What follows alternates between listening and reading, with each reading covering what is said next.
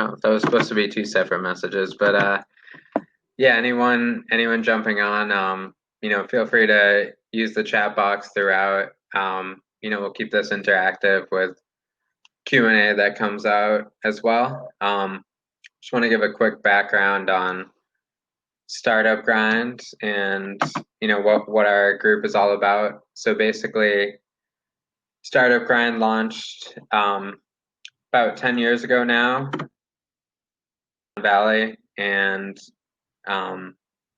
basically it started out as the founder who also started this event platform that we're on now, Bevy.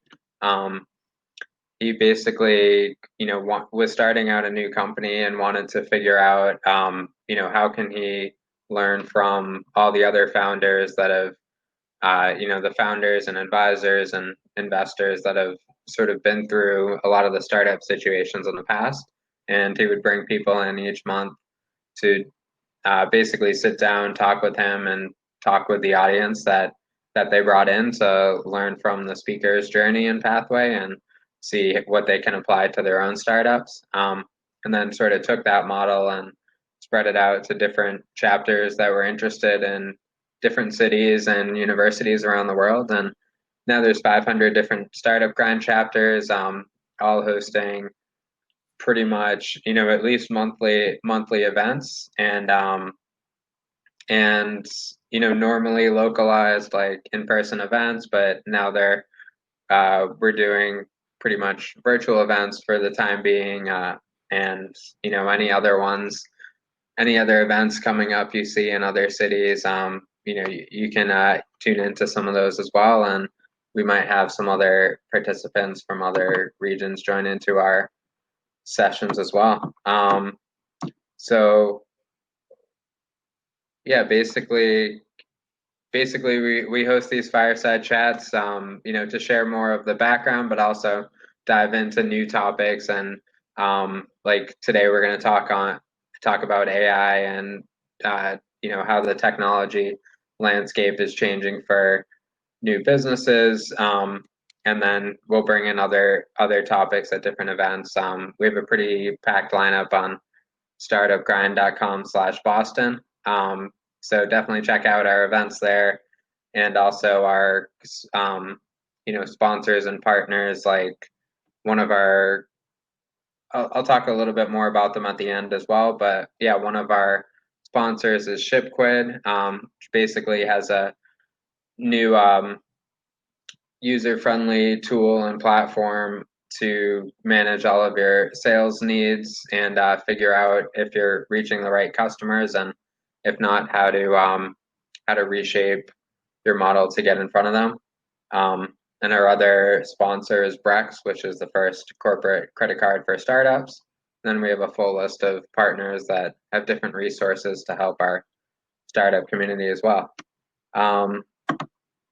Yeah, so with that, I think as the rest of our attendees are joining, I think we can sort of jump in and give a little bit of background on, Chris would love, excited to chat with you here today, and love to hear, just to sort of start off more of your background on like what got you into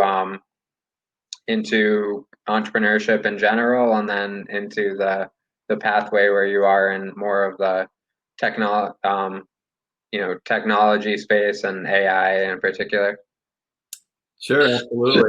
First of all, Jason, thanks so much for having me today. I have to say, when I heard you doing the description of Startup Grind, it reminds me how impressed I am. I think it's a great organization, because I can't tell you how many amazing things I've learned from listening to podcasts and these kinds of things where you can hear directly from others.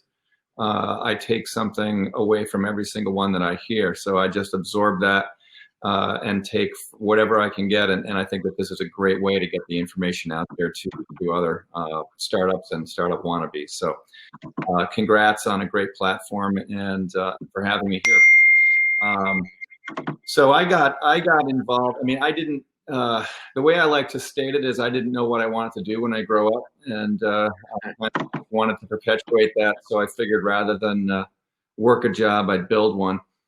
but that wasn't a conscious path. So I started off really out of college, really not knowing what I was going to do. In fact, I was a journalism major, and I really wanted to get into writing of some kind. But what ended up happening is, since when I didn't get a job there, I ended up working a temp job for a very interesting company called CSC Index, and this is where I got thrown into the IT department. So basically, I didn't know anything about computers, but I was willing to learn, and they kept throwing things at me. And the more that I took on, the more they recognized that there was something there. And just to jump really quickly, within 5 years, we and my boss, my former boss, left that job to create our own IT business, managed services business that we built and is still in operations today, iCorps Technologies. And that led me into, I was sort of pushed, if you will, out of the nest from a job into the idea of running a business, building a business. And that got me on my, and then so once I had a taste of that, after a few years of that, that started to feel like a job. So I parted ways, still part of that company, but I had left the nest and started another business in digital media. And then that has led me to today. So it's just been a series of starting off, not knowing what I was going to do, and just opportunistically working my way through these various things. It's been a super exciting journey. And yeah, no, that's and yeah, I appreciate the intro there. So like when you made that first transition from sort of working more in the corporate world as a job to then going out and starting on your own, like creating a new business, was that something, you had thought about wanting to do in the past, or was it more of you had an idea and a vision that like you couldn't find and be able to do in a job, like in a regular job, that you needed to create your own company around? Like what made you go out and start something? Yeah, honestly, it was my former boss. I thought I was going to be a corporate man forever. I was, and I think what it was is, in that environment, it was a very entrepreneurial environment. I had direct access to the executive team. I was learning something new every day. Technology was exploding in the early 90s. So I felt very comfortable in that space. But my boss at the time, who became my business partner, said, I have an idea. I am getting a lot of calls from people needing IT support on the side for their small businesses, for their homes. And I think we can do this as a business. And it took some cajoling, but I had one small baby and one on the way. And so it was a lot to leave a comfortable job with benefits to go out. But I trusted my partner, trusted my instincts, and we went for it. But I don't think I would have done it without him creating that opportunity. Great.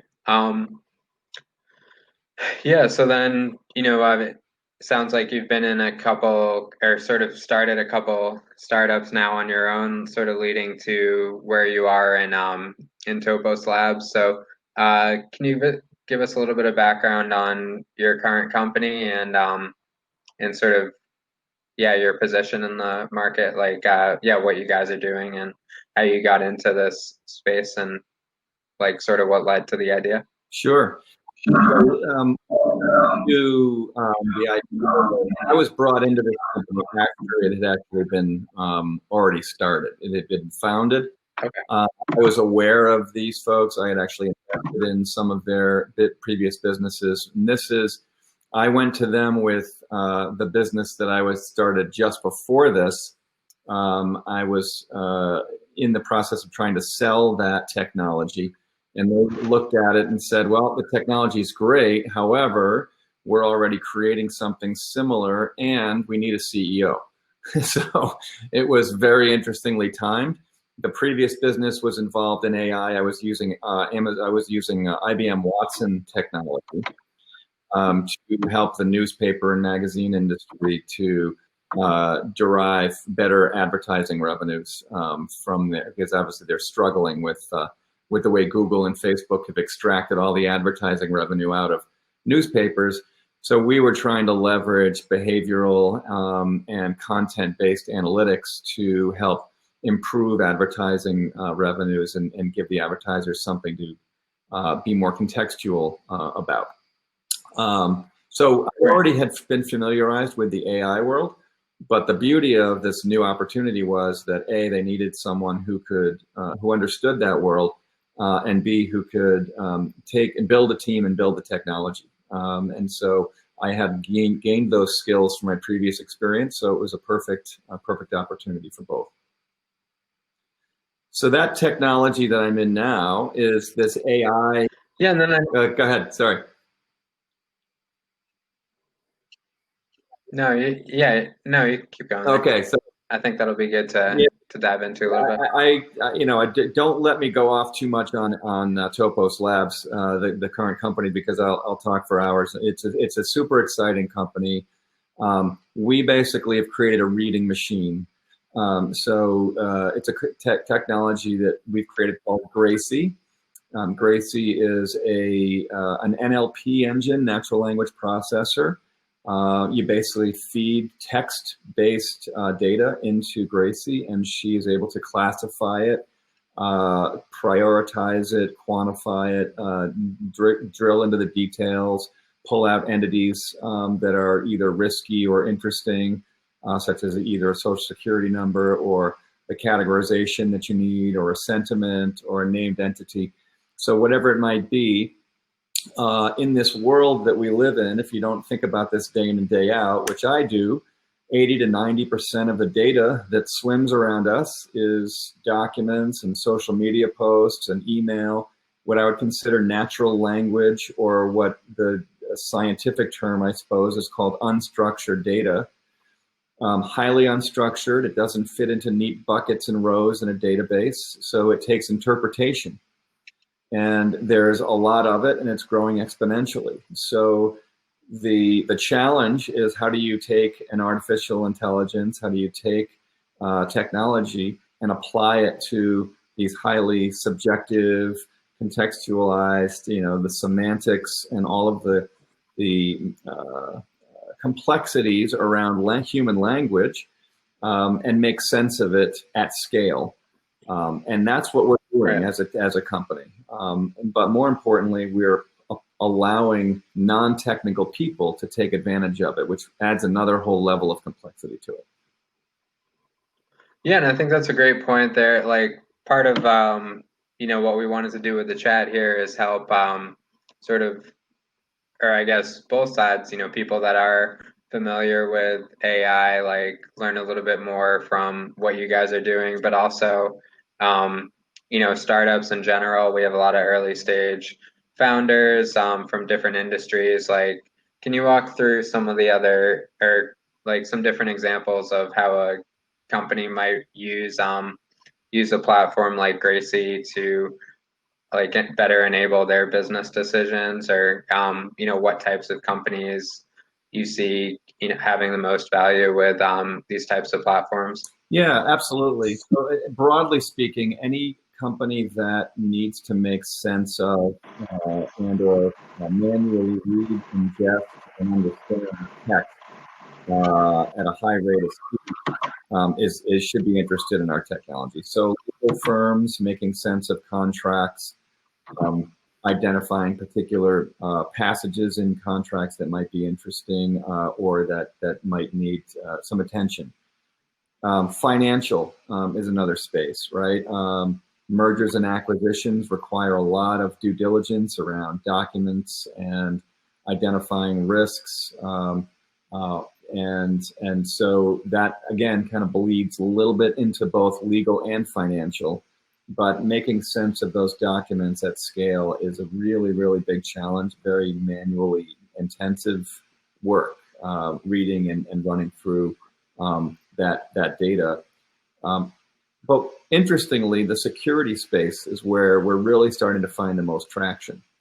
And if you think about the nature of security, it's all about understanding who's logging in, what's the area of the network that's been authorized to access, what the signature is on the document, what the extension is, who has access, what time is it, what's the level of what's the computer used to access this. There's a lot about the surrounding elements of the security infrastructure, but there's no real approach right now to identifying the contents of the payload. What is the nature of the document? Is this a resume? Is this source code? What kind of are we finding registration keys in here? Key passwords. Is there PII, personally identifiable information, in here? So there is as you might imagine, especially now with the pandemic, where we've dispersed our work base to homes and Starbucks and all of that. You now have much less command and control over the data and who has access to it at what times. You don't have as much control. So identifying what's inside the content that's being shared and distributed is enormously important. And then you talk about this whole world of data loss prevention, so DLP. When you apply machine learning and AI to it, you can then drill in and understand the nature of the content. So we're literally applying this, what I call a thick layer of peanut butter on top of this industry that's been stagnant for a while, which is this data loss prevention security area, with this highly intuitive capability to understand the nature of what's being slung around, not just who's sending it and the networking and authentication aspect of it. In addition to that, medical, doctors reading through clinical notes. The comments in these clinical notes can be very lengthy, and to understand at scale, maybe look across all my clinical notes as a doctor. And a great example, it's a cardiologist in Arizona who wanted to look through all of his clinical notes and understand who in his patient cohort, thousands of patients, were frail. And that's a very interesting thing, because frailty requires certain aspects that that he would be looking for in that test. And so once you're able to build models that understand how to see those patterns and understand that if this exists in there and this exists, and then you have an age, and you combine those, this probably equals frailty, and then you can look across records and identify these 42 who are frail, and by the way, we don't want to operate on them because there's a post-operative AFib uptick with frail patients. So it's those kinds of things that AI and our technology can really help with. Okay.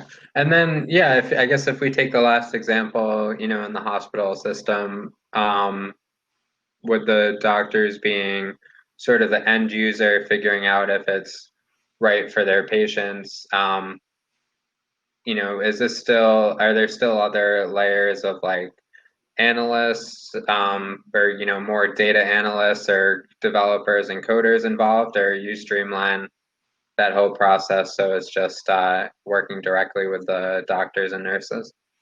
Yeah, I mean, we've created the technology to be able to be used by the people who do the coding, not the programming, but the coding, taking these and turning it into what medical code to be associated with social reimbursement and things like that. So these are not highly skilled machine learning experts. These are your traditional people. They know healthcare. They know their particular slice of healthcare. The doctors could literally use the technology that we provide, and not data scientists and engineers. And that's really what's exciting about it, because they're the domain experts. They know their space, but they don't know how to do programming. We're trying to bridge that gap so they can directly use this technology to do the exciting things that we're talking about. Okay. So yeah, it sounds like you see a lot of applications, skilled experts in a particular field, not necessarily coders or developers that can write the software, but people that can use this as sort of to make better decisions in their own practice.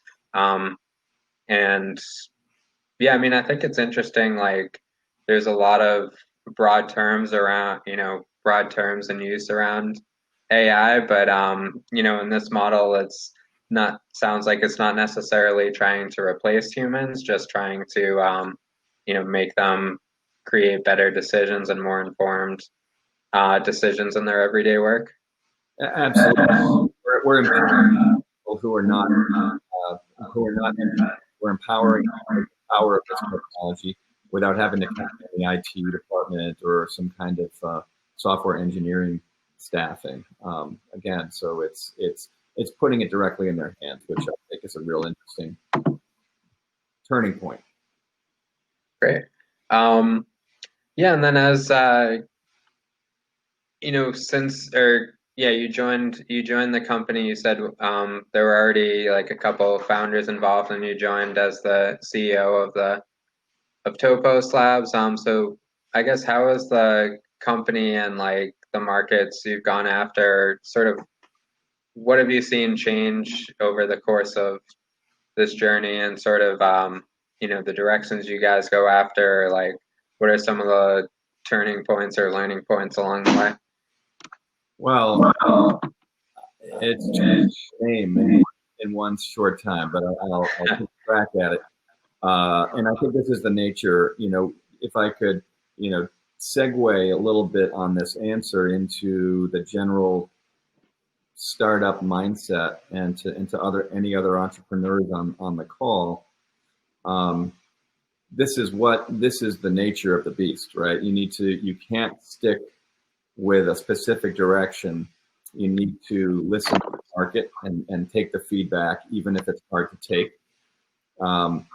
And you also need to count on hiring really good people, because a lot of the direction that we've taken has come both from listening to the market, but also from really good ideas from people that in no other circumstance they would have any business in making this decision. But you put someone in a room with a technology that they don't know any better, they'll ask questions that lead to really interesting things. So you need to trust your people, trust your instincts, and listen to the market. So we started off Topos Labs as a geolocation identification technology. Effectively, it would pull geolocations out of text so that you didn't need necessarily an IP address or some sort of any other Latin long or any of that. You would actually pull the text and actually say, okay, this is very likely that this is this town, this place, and it would pick a map and be able to identify geolocations. And that was the starting point. And we very rapidly realized, we can do so much more with this technology. It took a lot to get there. And so we really pushed through iteratively where we started to where we ended up is just miles apart. So we never really thought through where we ended up at the beginning. But all plans get thrown out the window the first step you take. And you really just have to take it one step at a time. So the first step was really to sort of broaden the nature of what we were looking for in text, realizing that we could do so much more than just pull geolocations out. And I think the second major one was that we really wanted to make it usable by everybody. And so it wasn't, we started off with a data science tool. It was going to be for data scientists and engineers to, sort of automate some processes. And really what it ended up being is, no, everyone should be able to use this. At the end of the day, it should be easy enough to use as an iPhone, and to wrap that wrapper around it. That added an enormous amount of complexity. And so it was a big risk. But the idea was we were all in sync on it, and we all agreed that is the direction that was compelling. That was where the market needed to go. That's what we were hearing in the market, that it was very, that AI was very unapproachable. So each of these stages, we were able to take a pivot and make the product that much more compelling. Yeah, it's great to hear. And Yeah, and I think like even within that, a lot of the small are important sort of, it doesn't always have to be rebranding or changing the whole idea of the company. Just maybe you shift the focus and shift the messaging a little bit, like you did, or you know, bring in different types of customers that you didn't originally think it could be the best fit for the product. Um, no, so definitely like that, and sort of sounds like um, obviously there's a lot that can take place along the way, but you found some are customers and users that have been able to really like what you guys are doing, and great to hear. I think yeah, it's definitely helpful like to hear some of the examples and hospitals and other systems that um, you might not necessarily think are the ones like taking advantage of this technology right now that are making the most of it. Yeah, it's interesting. Yeah. A lot of what we do is educate the customer. I think they recognize they need AI, they need this technology, but they don't know how to approach it. And half of our battle is sometimes talking them out of using our technology. They may not need what we do, and it's not helpful to try to sell someone on they don't need because it's not going to bode well and it erodes trust.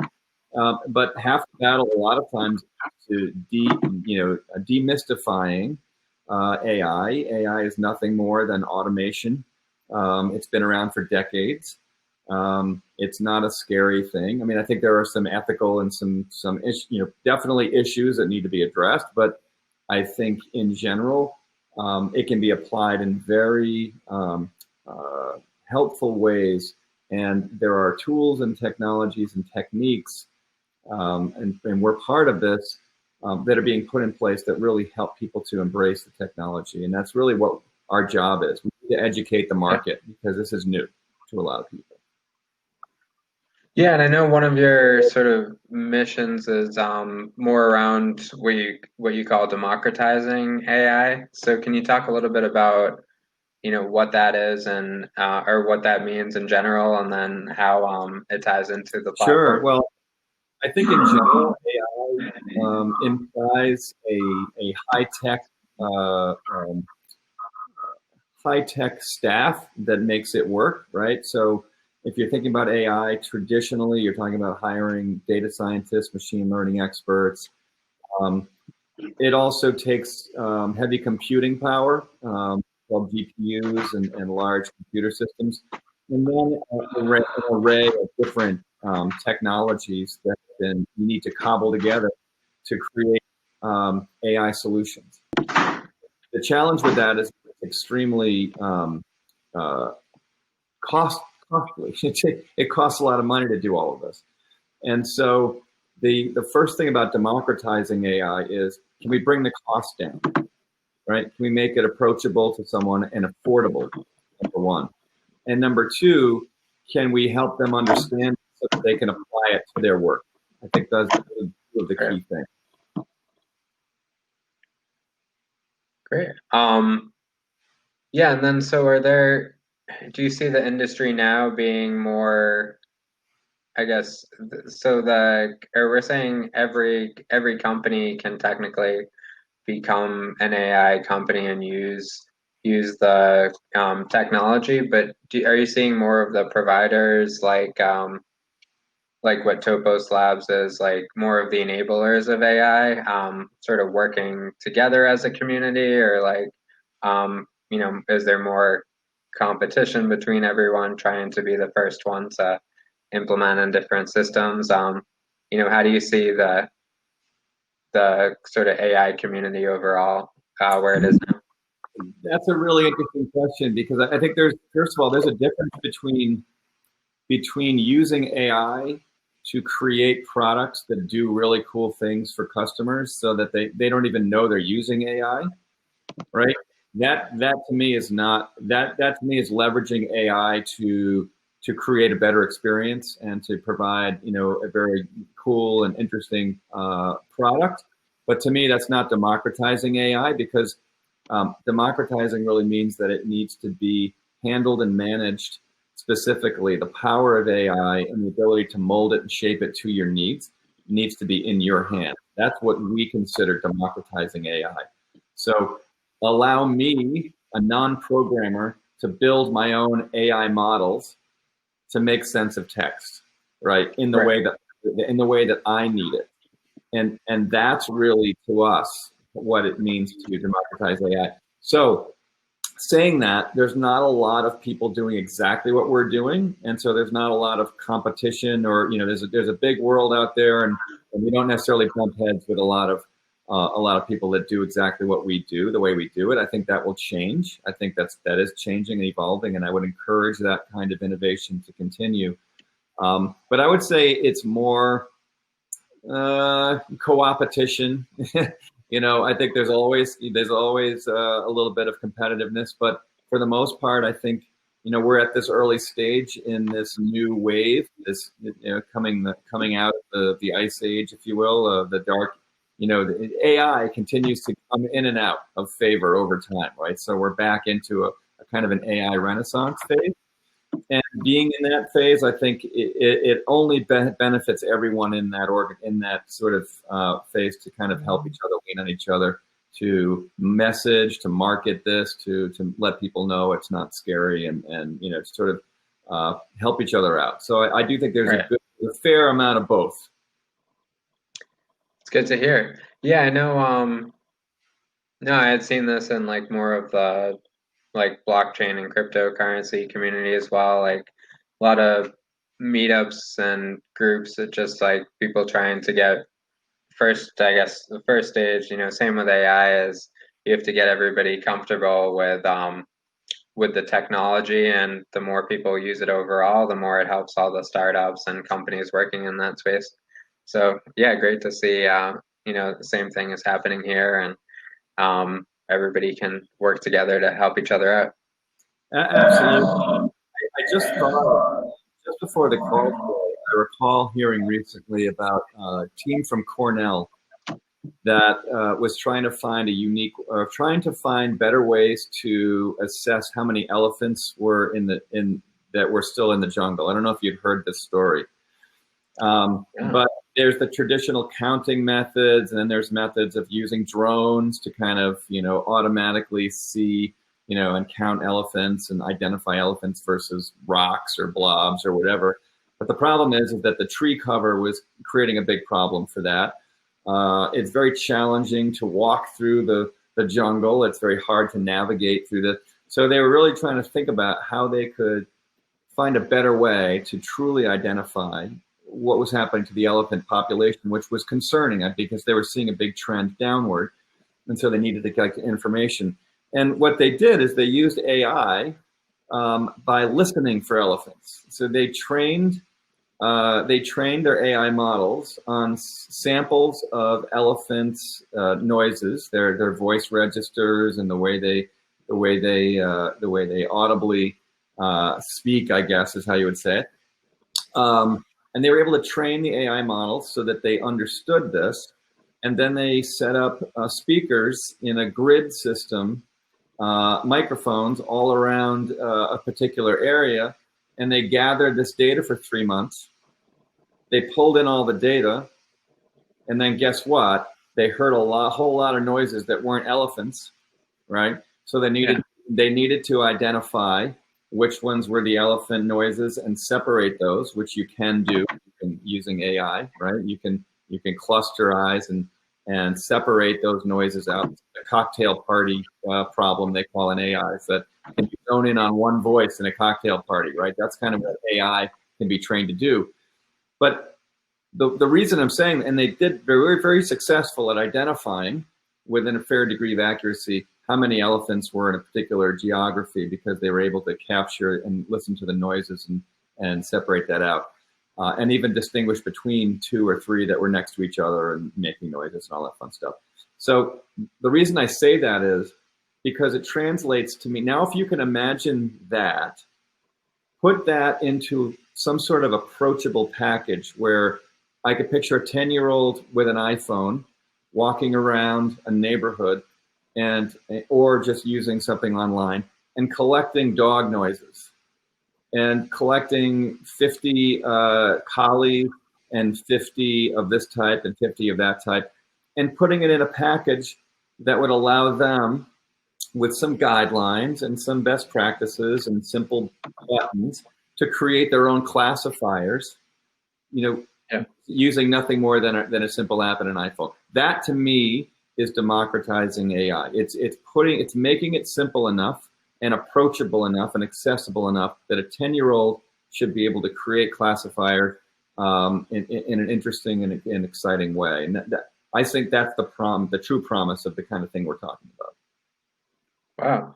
Yeah, that's great. No, both sides, the elephant story is definitely, interesting in new ways of using this that definitely wouldn't have thought of.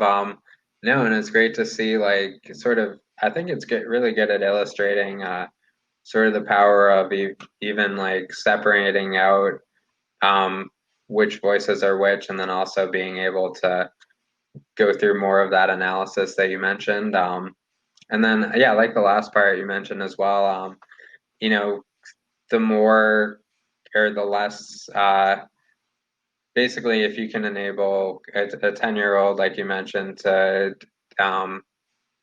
be able to come up with the same analysis as somebody that has high expertise in a particular industry and can just, use some sort of AI technology built in that lets them use that. No, I think that would be really great. So, it's great to see that's sort of the future and direction of the model here. Yeah, it's one of those where within our company, our director of product marketing is a philosophy major with no engineering skills. Right. And this person has been building models for us for 2 years and now is running that department. And what I love about this approach is that when you expose people to technology that's usable, they can use their own intuitive mind to create and innovate on top of it. And a great example of this is one of our employees, who again was a physics major but had no engineering at all, was working for us, building models in this way, and recognized that a phishing email has a number of things in common. A phishing email has urgency. It has a call to action. It may have a financial transaction, and so on. So there are all these components. What if we had models for urgency? What if we had a model for call to action? What if we had a model for all these individual components? And then when we saw all of these examples together, we have a higher order model, and he couldn't think of the name of it, but he basically innovated on top of our platform, and it's now one of the key elements in our technology is this profiling, or what they call ensemble learning, which is taking multiple models, rolling them up into a higher order model. So now we can actually identify phishing emails just from the content of the email based on this gentleman speaking up, using his mind, with no business being in this position of working in an AI company, and able to innovate. And I think that speaks to the kind of explosive innovation that I think we can get the more that we democratize AI. Yeah, that's incredible. And no, I think it's really powerful, and no, excited. I've definitely learned a lot more about the technology today, talking with you as well. Yeah, I want to tie in a couple, so we have one audience question. If anybody has any more, feel free to submit them through the chat as well. But yeah, we have a question about your name, about Gracie. It's an interesting name for the software. How did you guys come up with this? Okay, great question. Well, we started off with a name, no name, and then we iterated to a name. We went with Edison. We thought, okay, let's think of a really smart guy who invented a lot of stuff, right? And then the more we thought about it, and then we saw the what was it? The documentary about that woman that made the the blood thing, and it imploded, and it was a big disaster. Well, it turns out that the name of that technology was called Edison, and it was like the hottest thing. Everyone was Theranos. So we were like, all right, that's probably not a good idea. And by the way, we never really thought about this, but it's like, why does it have to be a guy, right? So we're like, all right, let's rethink. So it really forced us to rethink this, and we were looking for smart women in the technology space, and Grace Hopper, who spent her time at Harvard in the 40s and 50s, working on the Mark I, Mark II, very early pioneer.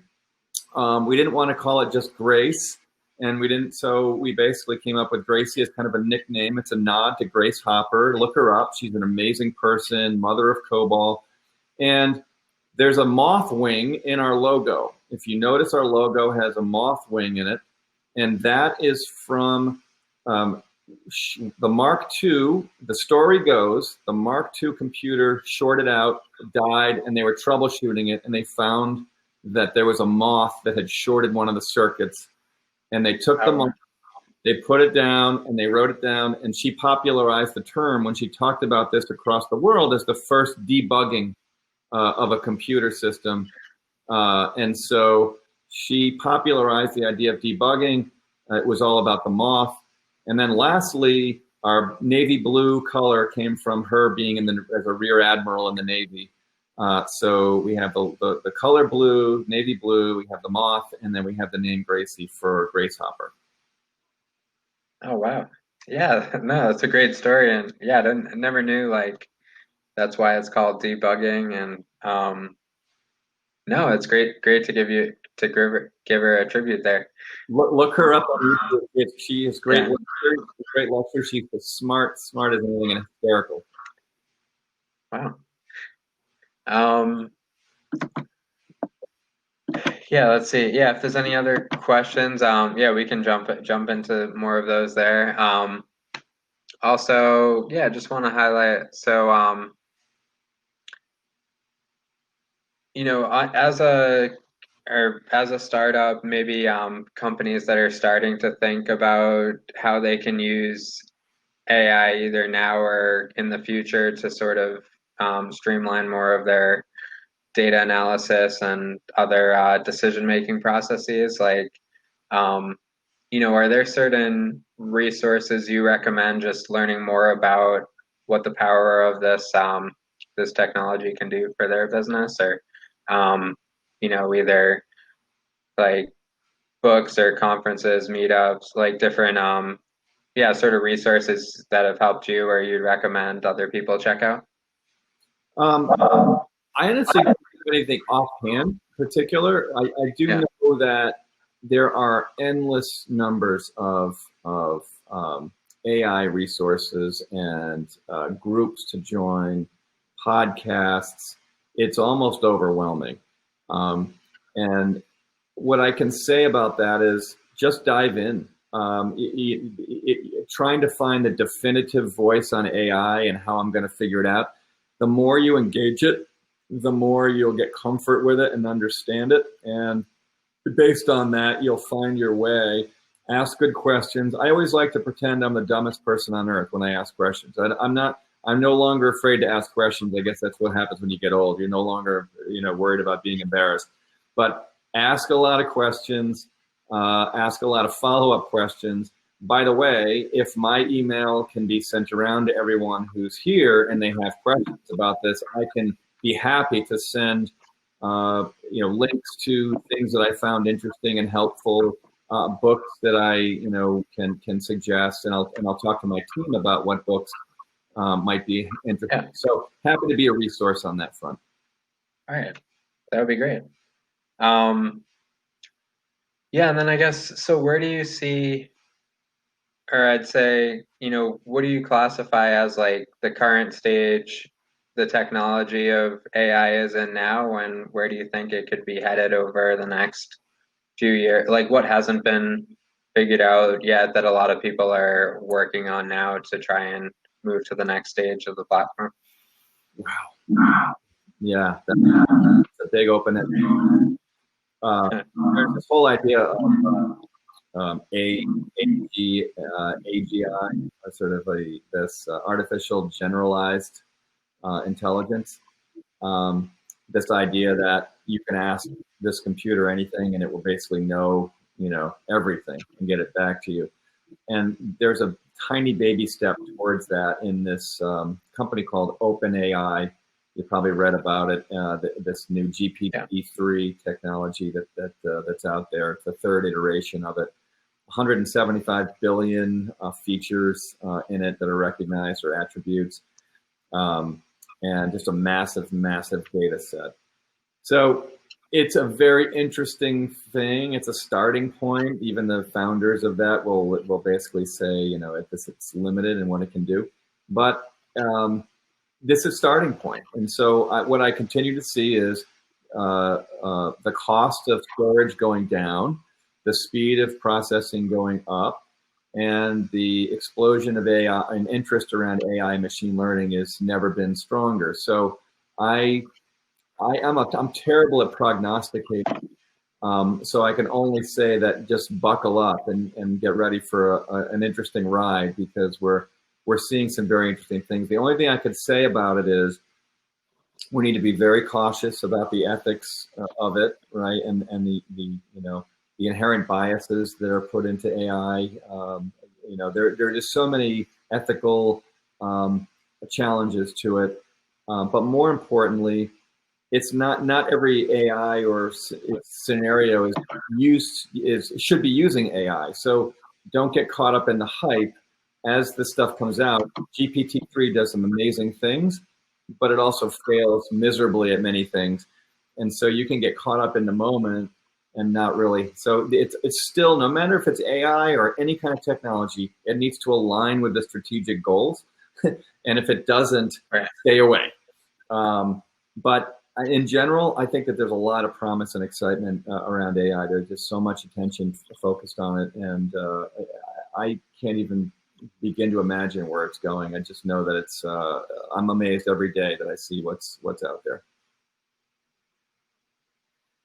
It's great to hear. No, it's some exciting stuff. Yeah, I remember seeing, only skim the surface of that, what OpenAI and some of the other platforms are doing, but definitely exciting work, and being able to, it looked like you're able to just sort of put in the bullet points of the messages you want to get across, and it can sort of develop the whole context around that for you even at this point. And I'm sure there's a lot of iterations to come on where we can go from here. Absolutely.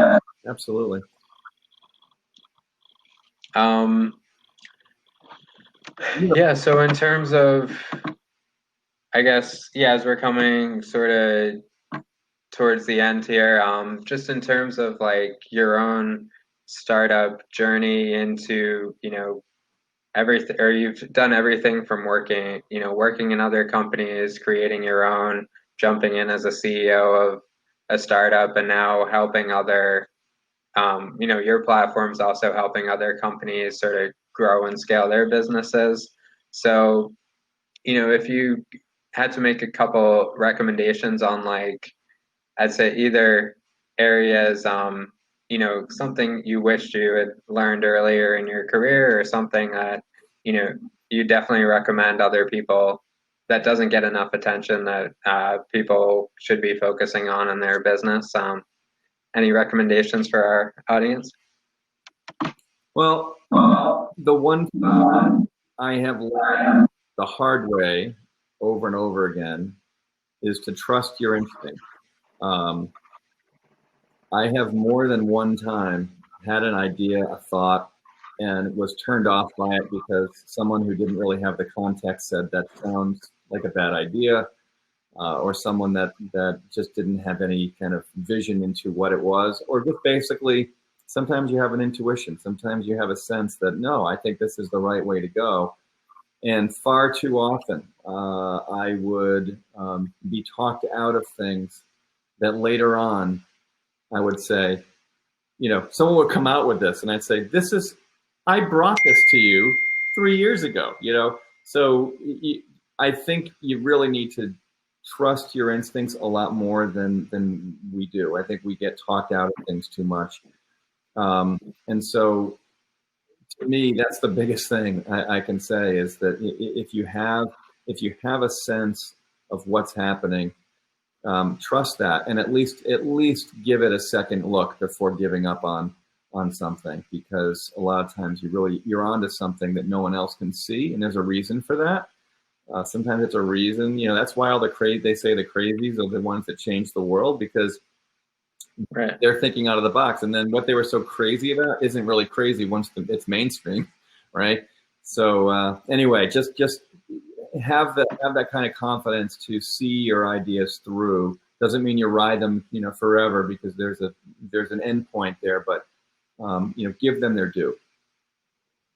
No, that's great advice. And I mean, all of the, major company, or whether they're still startups or, you know, previous startups, like they all started as pretty much crazy ideas that sort of nobody thought would could be successful at the early stages. And yeah, it took the confidence of the founders and the people they brought in around them.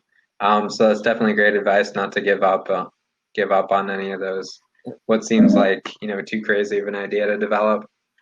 And I'll say the best pieces of advice that I ever got was when I started to raise money. I ended up burning a path toward raising money instead of building a business. So what happens is once you get stuck in this track of raising money, then all of a sudden that becomes what you're doing. That becomes the business. Right. Oh, now I'm about raising a time job. Yeah, you forget about. And so I'll never forget this, that I was talking to this guy and he goes, what are you doing? I said, I'm here trying to raise money. I'm frustrated. And he goes, let me give you some advice. I said, what? And he said, sell stuff. And he didn't use the word stuff, but I'm trying to be, but sounds good. And it stuck with me because I realized I had been chasing other people's money instead of really focused on how can I get this in customers' hands? How can I get their feedback on it? Because that's what it's about. Building technology is easy. Getting people to buy it from you and make a business out of it is the hard part. So don't get stuck chasing money as your goal. Don't get stuck even building a technology as your goal, because ultimately you need to be engaging the customers and hearing from them so that when you go to sell them that technology, they've had a hand in it. They've had a sense of, yes, this is something that I'm willing to buy. And so those are really, for me, those have been the big learning things over the period of the last 30 years. Yeah, that's great. No, great advice. Yeah, and appreciate that. Like, yeah, definitely. And it's hard to sort of step back sometimes and realize like what you should be focused on in your own business. So yeah, if everybody can sort of take that lesson and yeah, sort of, follow a pathway that's best for what you should be doing at the moment, and then towards the long term, I think, yeah, that'll really help. Absolutely. Cool. So no, I think we've all learned a lot from you here today. Yeah, and I appreciate your offer to share the email with our audience if anybody has any follow-up questions or more of the content from you that you mentioned. Any other places we should be checking out, like to follow the updates from Topos Labs and Gracie? Social media or LinkedIn or what's the best way to follow along and stay up to date on everything you guys are doing? Yeah. Obviously our website, toposlabs.com. I think hopefully everyone has my email address. If they don't, please feel free. And I want to reiterate one thing you just said. I'm really excited about startups. I get really excited about it. I'm a big supporter, a big proponent, and anyone who joined us today, feel free, reach out. I'm happy to meet for coffee. I'm happy to do conversations. I'm happy to send you everything that I can to help you succeed. I would be honored to help do that. So don't hesitate, don't be shy. Happy to be part of the community. Sounds great. Yeah, and no, thank you. Yeah, great to have you as part of our Startup Grind Boston community. And great to have all of our attendees and partners here. Again, if you check out the startupgrind.com/Boston page, we have a few other events lined up. One next week with Adam Alpert of Pangea Labs or Pangea app on the future of work. So definitely check out that event and the other ones we have lined up there. And also on our, on the main page there as well, we list all of our partners, including developers, other event groups like the Boston New Technology Group, and some of or we have some special offers, including work with development firms, consulting groups, other people that serve the startup community that we want to provide additional benefits to anybody that comes to all of our events and is part of our Boston community. So if there's anything you see that interests you there, or anything you don't see that you'd like to see to help out your own startup, feel free to reach out to us, and we can help out any way we can. So yeah, Chris, thanks again. You were great, and thanks everyone for joining. Great. Have a great day, everyone. Take care. You too. Thanks.